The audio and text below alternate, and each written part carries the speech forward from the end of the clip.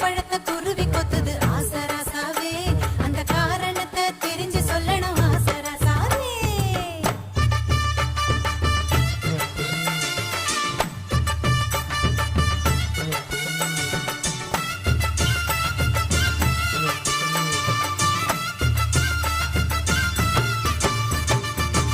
ராத்திரி பதறி எழுந்து பாய விரிச்சு முழிச்சிருந்தேன்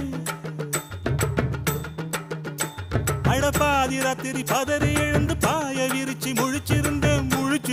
கனவு வந்தது நாகரத்தினமே பாதி ராத்திரி பதறி எழுந்து பாய விரிச்சு